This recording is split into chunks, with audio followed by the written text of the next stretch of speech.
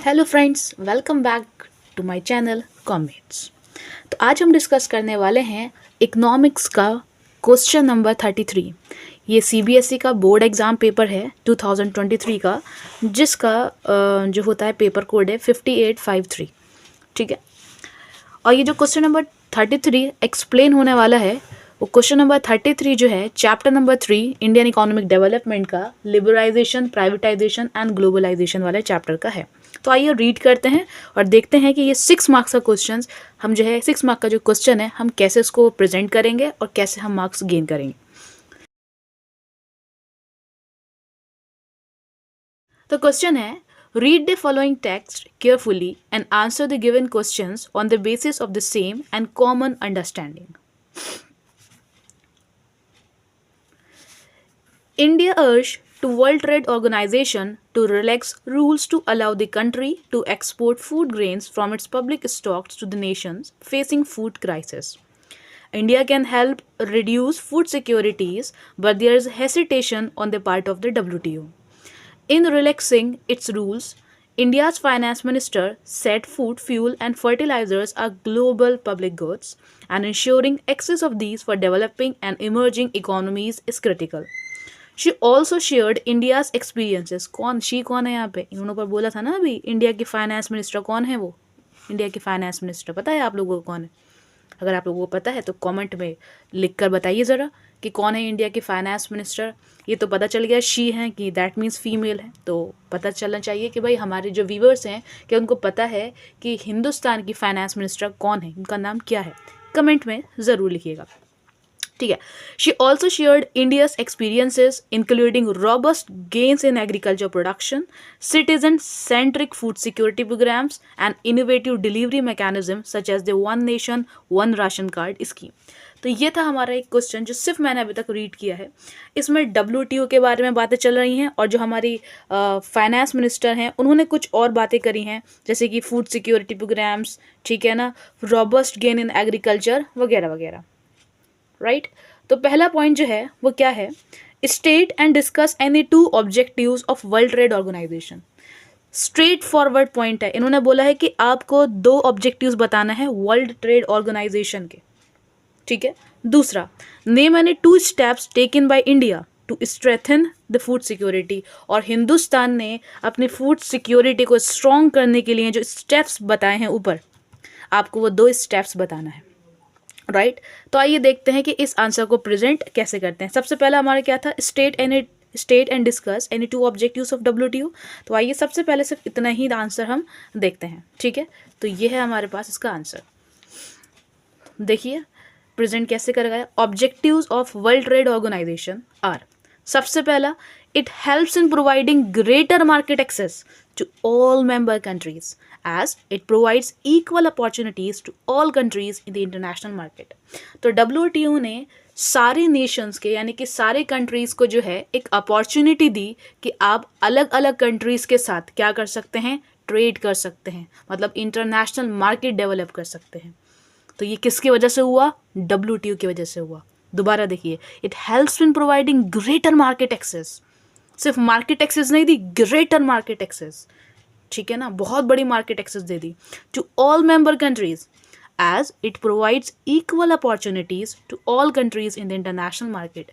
तो जो भी हमारे मेंबर कंट्रीज, मतलब जो भी कंट्रीज के मेंबर थे WTO में, उन सबको इक्वल अपॉर्चुनिटी दी गई कि आप सब जो है इंटरनेशनल मार्केट में इक्वल अपॉर्चुनिटी है आपके पास, आप एक्सेस कर सकते हैं।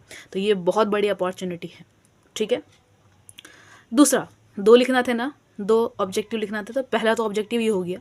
दूसरा, it facilitates bilateral and multilateral trade by removing tariff and non tariff barriers. ठीक है। उसने क्या करा? WTO ने फैसिलिटेट करा, प्रमोट करा। किसको प्रमोट करा? बायलैटरल ट्रेड को। What do you mean by bilateral trade? Bilateral trade का मतलब होता है जब हम 2 कंट्रीज के बीच में ट्रेड करते हैं। ठीक है ना। तो क्या मतलब होता है बायलैटरल ट्रेड का? कि trade between 2 countries is known as bilateral trade. तो इन्होंने बायलैटरल ट्रेड की परमिशन दी, फैसिलिटेट किया। और साथ ही साथ मल्टीलैटरल ट्रेड। मल्टीलैटरल ट्रेड का मतलब क्या होता है? It refers to exchange of goods and services between more than the 2 countries. जब 2 या 2 से अधिक कंट्रीज दो तो यहाँ पे आ गई ना। जब मोर देन 2 कंट्रीज आपस में ट्रेड करती हैं, that trade is known as multilateral trade. ठीक है, तो उन्होंने कैसे फैसिलिटेट करा, कैसे प्रमोट करा है दोनों ट्रेड्स को, चाहे वो बायलैटरल ट्रेड हो या मल्टीलैटरल ट्रेड हो। इन्होंने बोला कि हम रिमूव करवा देंगे टैरिफ। आपने पढ़ा होगा चैप्टर नंबर 1 में आईईडी में बॉक्स में लिखा हुआ था कि टैरिफ क्या होता है। तो टैरिफ का मतलब है कि जो ड्यूटीज़ हैं, जो टैक्सेस लग रहे थे इम्पोर्ट और एक्सपोर्ट पर, उसको एलिमिनेट जो कर देते हैं या जो कम कर देते हैं, उसको बोलते हैं टैरिफ। ठीक है, टी से टैरिफ, टी से टैक्स, टैक्स को रिमूव करने की बातें चल रही हैं। तो उन्होंने बोला कि आप ट्रेड कर सकते हैं, बायलैटरल एंड मल्टीलैटरल ट्रेड कर सकते हैं, एक कंट्री दूसरी कंट्री के साथ ट्रेड कर सकती है, हम टैरिफ रिमूव कर रहे हैं। क्यों रिमूव करा जा रहा है टैरिफ? ताकि लोग प्रमोट हों और एक दूसरे के साथ क्या करें, ट्रेड करें। ठीक है, समझ में आ रहा है ना, प्रमोट करने के लिए, फैसिलिटेट करने के लिए इतनी मेहनत करी जा रही है। दूसरा, और कुछ और भी रिमूव कराया टैरिफ के साथ साथ, कुछ और भी रिमूव करवाया। क्या रिमूव करवाया? Non tariff barriers. Non tariff barriers मतलब आपने पढ़ा होगा, टैरिफ पढ़ा होगा चैप्टर नंबर 1 में, साथ में उसके नीचे लिखा होता है quotas, that talking about quota. ठीक है, तो मैं यहाँ मेंशन कर देती हूँ, they are talking about quotas, quota जिसे हम बोलते हैं। ठीक है, ये यहाँ पे कोटा की बात चल रही है। ठीक है ना, तो कोटा क्या होता है कि भाई आप जो है एक कंट्री से जब दूसरी कंट्री में माल क्या करते हैं, ट्रेड करते हैं, जब गुड्स ट्रेड करते हैं तो उनका एक सीलिंग लगा दी जाती है। फॉर एग्जांपल मैं इंडिया में रहने वाली हूँ और मैं मान के चलती हूँ टर्की में क्या कर रही हूँ, ट्रेड कर रही हूँ। ठीक है, और मैं जो हूँ मान के चलते हैं ये पेंसिल्स का ट्रेड कर रही हूँ। ठीक है, तो उन्होंने बोल दिया कि आप 100 से ऊपर पेंसिल्स जो हैं ट्रेड नहीं कर सकती, मतलब एक मैक्सिमम सीलिंग, एक सीलिंग फिक्स कर दी। ठीक है, आप इससे ऊपर क्वांटिटी जो है दूसरी कंट्रीज में नहीं सप्लाई कर सकती। समझ में आई ना बात? तो उन्होंने बोला उस कोटा को, कोटा का मतलब क्या होता है, एक मैक्सिमम सीलिंग फिक्स करना, उस कोटा को भी रिमूव कर दिया। यानी कि आपकी मर्जी, अब आप जितना दिल चाहे क्या कर सकते हैं, एक दूसरी कंट्री के साथ नंबर ऑफ क्वांटिटी मतलब ट्रेड कर सकते हैं। पहले क्वांटिटी पर रेस्ट्रिक्शन था, उस क्वांटिटी के रेस्ट्रिक्शन को कोटा बोलते थे। Q for quantity, Q for quota, तो क्वांटिटी के रेस्ट्रिक्शन को कोटा बोलते थे। उन्होंने वो क्वांटिटी का रेस्ट्रिक्शन जो था उसको भी एलिमिनेट कर दिया। All clear? तो देखिए, ये वाला जो क्वेश्चन था पार्ट ए वाला, क्वेश्चन नंबर 33 का पॉइंट ए जो था वो 4 मार्क्स का था और हमें 2 ऑब्जेक्टिव्स लिखना थे। तो ऑफकोर्स आपके समझ में आ रहा होगा कि यानी कि एक ऑब्जेक्टिव 2 मार्क्स का, राइट? तो देखिए, इसलिए एक ऑब्जेक्टिव 2 मार्क्स का, एक ऑब्जेक्टिव 2 मार्क्स का, तो टोटल 4 मार्क्स आपकी पॉकेट में आ गए।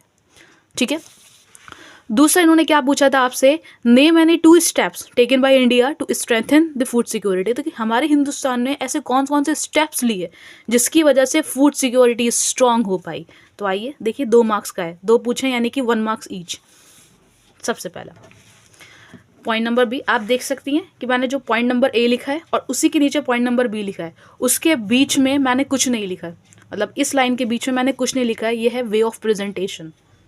ठीक है, तो 2 steps taken by India to strengthen food security are, तो यहीं पे हमें क्वेश्चन में बता दिया था। देखिए, एक तो ये robust gain in agriculture production और सिटीजन सेंट्रिक फूड सिक्योरिटी थी। ठीक है, यहीं पे लिखा हुआ है, वही लिखा है मैंने, कुछ अपने पास से नहीं लिखा। Robust gains in agriculture production, robust का मतलब क्या होता है ना, भरमार, जिससे वर्ड यूज होता है ना, भरमार, रॉबस्ट। ठीक है ना, यानी कि रॉबस्ट को हम कह सकते हैं वेल, हेल्दी, स्ट्रॉन्ग। इन्होंने क्या करा, हिंदुस्तान वालों ने एग्रीकल्चर की प्रोडक्शन की जो प्रोडक्शन था वो भरमार कर दिया, रॉबस्ट गेन हुआ हमें। तो हिंदुस्तान ने ऐसे कुछ स्टेप्स लिए जिसकी वजह से एग्रीकल्चर प्रोडक्शन का जो गेन हुआ वो हमें रॉबस्ट हुआ। ठीक है, दूसरा पॉइंट, हिंदुस्तान में जो फूड सिक्योरिटी प्रोग्राम बनाए वो सिटीजन्स की सेंट्रिक के हिसाब से बनाए। सिटीजन सेंट्रिक का मतलब क्या होता है कि जब हम लोगों की नीड्स को और उनकी रिक्वायरमेंट्स को, उनकी इंटरेस्ट को मद्देनज़र रखकर, ठीक है ना, हम जब भी कोई प्रोग्राम क्या करते हैं, बिल्ड करते हैं, that is known as citizen centric. यानी कि आप सोचिए आप इंडिया है, ठीक है ना, और इंडिया में जब भी आप कोई फूड सिक्योरिटी प्रोग्राम बिल्ड करेंगे तो किसको नज़र में रख के वो प्रोग्राम हम बनाएंगे? ऑफ कोर्स जनरल पब्लिक के इंटरेस्ट को, उनके नीड्स को, उनके रिक्वायरमेंट्स को नज़र रखने के बाद हम एक प्रोग्राम बनाएंगे जिसका नाम क्या होगा, फूड सिक्योरिटी प्रोग्राम। तो वो कैसे बनाया गया, लोगों को नज़र में रखते हुए, तो citizen centric food security programme. ठीक है, वीडियो अच्छी लगी हो तो लाइक, शेयर एंड सब्सक्राइब ज़रूर करिएगा और ज़्यादा से ज़्यादा अपने फ्रेंड्स के साथ शेयर करिएगा। Okay, bye bye.